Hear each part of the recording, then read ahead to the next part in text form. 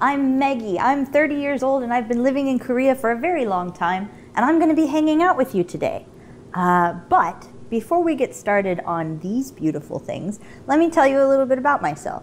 Like I said, I've been in Korea for a very long time. In fact, it's been 7 years, because I am utterly in love with this place. I came to this country for the first time in 2012 on a study abroad semester, and I took some general classes in Korean history and art and music. I even got to study North Korean archaeology, and I got to see like tombs and stuff that blew my mind. And from then I was just in love. I had to know more about Korean history because all the stories were interesting and exciting and just tickled me in a way that just hit me. So when I went back to the United States, back to my American university, I said, I have to go back. I have to go back to Korea. So in 2014, I came here with a job as an English teacher. I spent 1 year saving my money and applying to schools. I applied to Seoul, Yonsei, and Korea University, and I got into all of them. But Korea University offered me 100% scholarship, and money is good. So I went to Korea University. I got my master's degree in Korean studies with a focus on history, and I haven't stopped since then. From 2014 to right now in 2021, I have been living in the country that I love the most. It's been great. So one other thing that I love besides the history is how the Korean beauty industry keeps me looking so young and fresh. Like I said, I'm 30 years old, but I'd like to believe that I don't look 30 years old. I think maybe 25, maybe. One of the things I'd like to show you guys today is how helpful and good the makeup products are in Korea. And so I'm gonna do a mask pack and to show you how fresh and beautiful my face can become. I think I'm gonna do one of these, which I think I'll just do black. This one. It's the closest one to me. So, honey and black rice, which is a terrible food combination. Don't eat it. But it's going to be a really good mask. So, however, before you put a mask on your face, you should probably remove all of the makeup. Otherwise, you're wasting both the makeup and the mask. So, I'm going to wash my face before we do this. And I think this one will be good. I'm going to wash my face with the Miracle Blending Oil Foam and remove all the makeup. And I'm not going to do that on camera because that's silly. So I'll be right back. I'm going to wash my face and then we're going to have this mask session together. So, see you in a few minutes. Bye. Hi, I'm back. I have transformed myself into a pineapple just for you, for your benefit, yours alone. And now I am ready to do a mask pack. So, where's my mask pack? Aha! So, this is the mask pack that we're going to do today. But I actually learned something while I've been in Korea, and that is that doing the mask pack directly on your freshly washed face, although it feels good, is not necessarily the best way to do it. So, before I put the mask pack on, I'm going to use this thing that's so far away. This one. This is an ampoule. And what it is basically it helps to smooth and soften irritated skin. And you know, you might think that soap doesn't really irritate if it's fancy, but that's just not true. The soap strips away your dead skin, which means that your skin's gonna be irritated. Even if it's fancy, expensive, luxurious soap, you've still irritated your skin. So do the ampoule first, and then the mask can do a better job. So that's how I'm gonna start too. So, let's see. Open you up. So I think actually while I'm hanging out with you guys today, I'm gonna try and guess what kind of questions you might ask, and then I'm going to try and answer them on my own. So my first question for myself is, do you like Seoul? And have you been anywhere else in Korea? Because probably when someone says, I love Korea, you probably think that they've only been in Seoul, right? Well, it's not true. I've been all over Korea. I've been to Sokcho, I've been to Gwangju, I've been to Yeonju, Yosu, Suwon, Sosan, and so many other places. You can be very liberal with this ampoule, by the way, because it is so smooth and it just goes everywhere. You just rub it in and it feels so nice. And especially, I like to keep mine in a cool place because then it's very refreshing on irritated skin. And that just feels so good. And then, if you've ever used any product on your face ever, hopefully you know that you should do the pat-pat. The pat-pat is what I'm doing right now to my face. I'm patting it. When you do the pat, you're actually helping your skin absorb stuff better. There's this really cool video online where they do it to a pig skin with some like purple dye, and they do the pat-pats on the pig skin, and then they cut the pig skin in half, and you can see that the purple dye has like sunk in like this much into the pig skin. So the pat method works. It makes your skin just drink it up. So there we go. Probably anybody who's ever been to Korea or had an interest in Korea has probably wondered if there's a K-pop interest. And to be perfectly honest, I am not the biggest fan of K-pop. I have nothing against K-pop.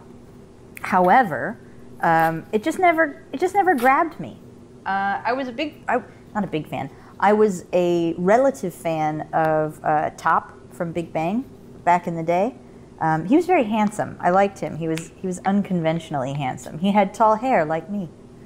And I liked his rap. I thought his rap was pretty smart. Like, he has references to Dadaism, like the art style. And I think that's, oh, it's black. It's so juicy. Ooh. Okay, I'm going to delicately put you over here to not spill. Yeah, but he has, oh, it's dripping. Oh no. He has references to Dadaism in his music, and I like that a lot because, you know, it means he thinks, right? But other than that, I mean, I like songs. Some of the songs that are popular these days, I like them, but I don't know who sings them. And if you ask me to name the members of BTS, I can't. I don't know their names. So I fail when it comes to the K-pop question. However, that doesn't mean I don't like Korean music. I do really like Korean music. I'm going to put this on now. And it's very smooth, by the way. And as you can probably tell, it's extremely juicy. So.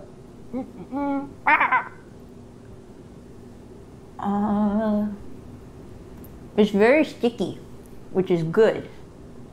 Because a lot of masks, you can't talk while you wear them. And can you imagine like having a girls' night and relaxing together and everybody does the masks together and then no one can talk for the next 10 minutes? How awkward. Just a room of 5 women and nobody can talk to each other. Doesn't that sound fun? No, it doesn't sound fun at all. Also, this mask is actually fitting my nose pretty well, which is impressive because I have a big nose. So that's good. So the other thing is that you want to get your mask all nice and smooth. I think I've got a mirror over here. Hello. Are we smooth? We are pretty smooth. All right. So now I'm going to set a timer. My slippery hands. Setting a timer. I'm going to set my timer for 10 minutes. The mask pack actually can be 10 to 20 minutes. So you do what suits you. Minimum 10, maximum 20. So I've started my timer. And now we'll just relax. So let's see. So I said I do like other Korean music, and that is true. I really like some of the older artists like Kim Kwang-seok, Kim Hyun-sik. I'm on a big An Chi-hyun thing these days. I really love his music. It's got so much passion in it. I really like it. I sung his song Sokum Inhyung, which means the salt doll, I sung that song when I was visiting home at a karaoke competition in the USA, and nobody understood it, but they thought I did a good job, so that's nice for me. So if you're interested in stuff, if you're curious about Korean music that isn't K-pop, I definitely recommend looking up those guys. Kim Kwang-seok is really, like, his lyrics are very human. You can identify, like, you don't have to be Korean to feel what he feels. And I would say that's probably the case for Kim Hyun-sik too. And An Chi-hwan can bring out, like, the blossom of your heart, you know? He can make you feel stronger emotions, in my opinion. I really like him. And then pansori too is something that I know isn't that popular. Even Koreans today, they're not the biggest fans of pansori, but I think it's amazing. I think the vocal apparatus is amazing. I think the operas are amazing. I think the stories are touching. So I'm sorry to say that I'm not the biggest fan of K-pop, but I am a huge fan of Korean music. And I recommend everybody go check out some of the older artists. I also like one guy who's kind of banned. His name is Jung Tae-chun, and he's got some songs that were like anti-government. So if you want to get a little scandalous, you should check him out too, because he's pretty neat. But he's like, I don't know, back in the day, like if you're interested in the music history, back in the day, it was kind of a thing to have a banned song. Like if you were a musician in the like 60s and 70s, like having at least one song that was banned was like credit, you know? Like, I'm cool, I got a song banned. Even like a band called The Onions, they had a banned song. So everybody sort of had it. Okay, next question. If we're talking about K-pop, the next thing is always going to be K-drama. So, Maggie, what's your favorite K-drama? Well, to be honest, I love Kingdom. I've always loved action and like zombie stuff, and like the new one, Sweet Home on Netflix. Oh my God, just I was knitting like a fool. I knit when I'm nervous. I do knitting when I'm nervous. So I'm watching Sweet Home and I'm just like, ugh. And I did the same thing with Kingdom too. For season 1 and season 2, I was knitting through it and just being like, oh my God, oh my God, oh my God. It's really exciting. And as a big history lover, the most exciting thing about that show is like they take the actual history and they put the circumstance that obviously never happened. Like there were never zombies in Chosun, but they take this thing that never happened and they put it in and they thrust it into this accurate representation of the historical period. And I think that's super cool. And so from like the clothing to the weaponry, we can tell that we're in a specific time in Chosun. You know, it's not 1392, it's not 1910, it's clearly smack dab in the middle of Chosun, and we can see that from the clothes and the weapons. And oh my God, in season 2, I freaked out because they showed like actual funeral practices for a Chosun king. Like the coat thing, where not the coat, it's not a coat, it's a robe. The robe where they're shaking the robe from the roof and they're like, oh, our king, our king. That's real. That's really stuff that they did when a king died in the Chosun dynasty. How cool is that? So I love that they put really, really accurate stuff in this zombie fantasy show. And I think that's the case for all the K-dramas that I like. Because I've watched stuff like Rooftop Prince, My Girlfriend is a Gumiho, Hayugi, Oh My Ghost. And I like the dramas that have the aspects of like traditional folklore or traditional shamanism. Those things being put into a modern drama or a historical mixed modern drama like Rooftop Prince, where they travel back and forth in time. Those kind of things are fun for me. If it's just like a daily like slice of life, poor girl meets rich guy, poor girl somehow has greatest phone, like that kind of stuff is just sort of boring for me. Like it's I don't know. I don't care if they kiss. I don't.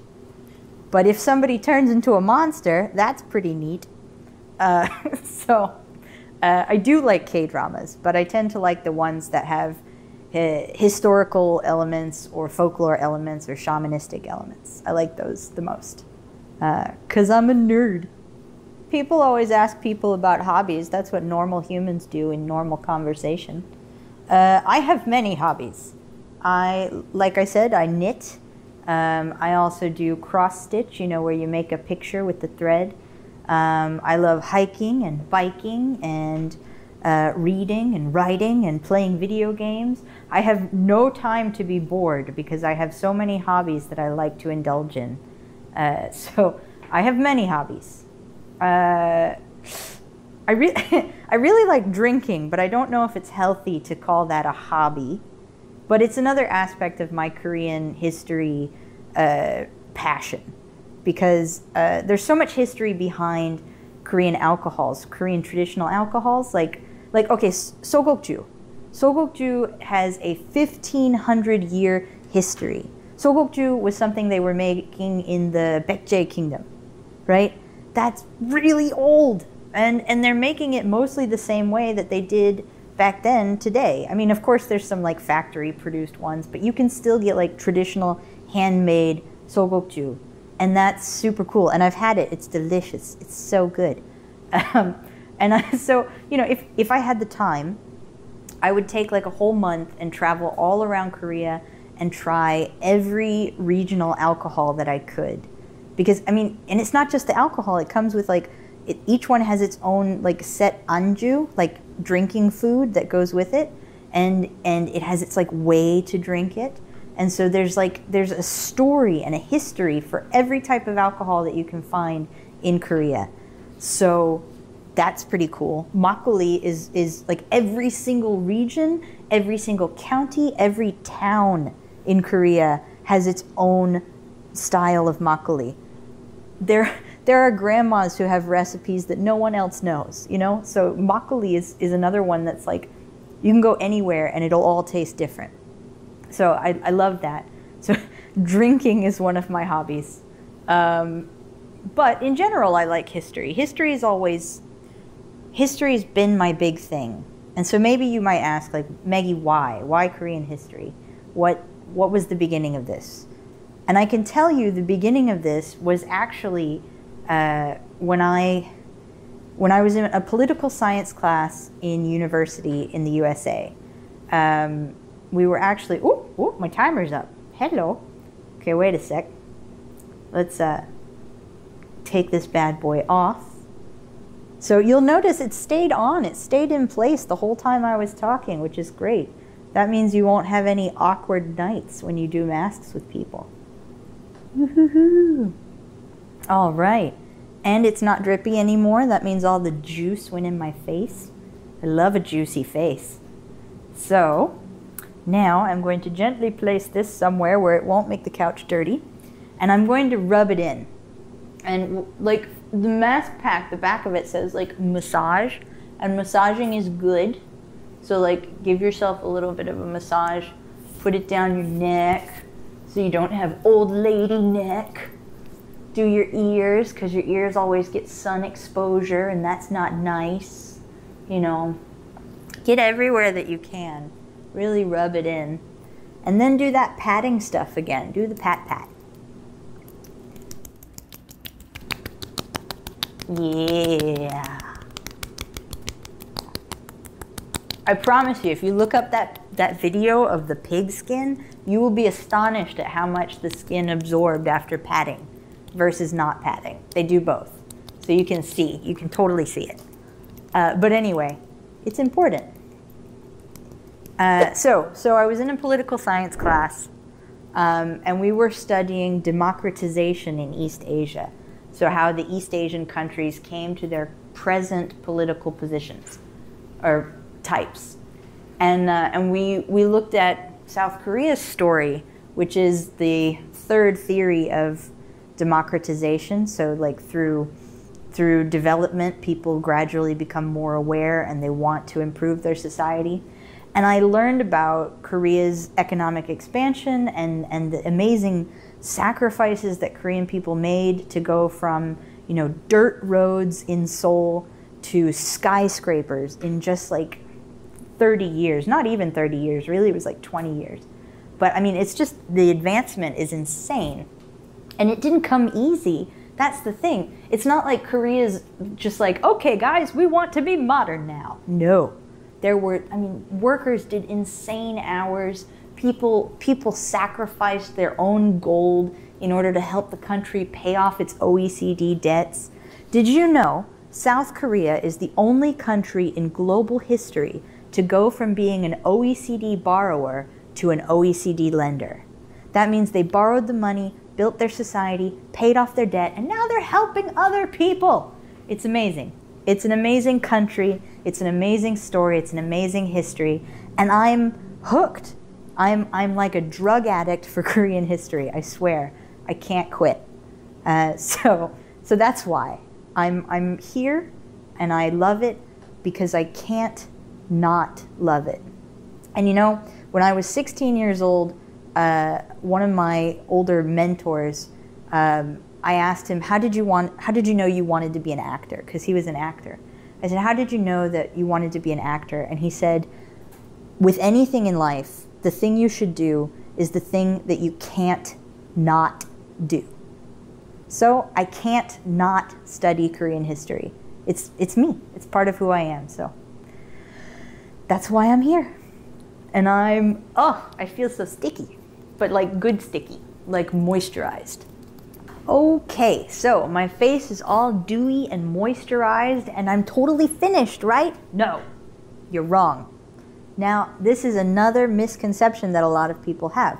You finish the mask and your face is all dewy and you're done and you go to bed and you sleep with all of this goodness. Wrong. It is good. It is all good. But you could be doing better. And by that, I mean you have 2 more things you can add to your face to make the whole experience more effective and have better results for your skin. So that's what I'm going to do.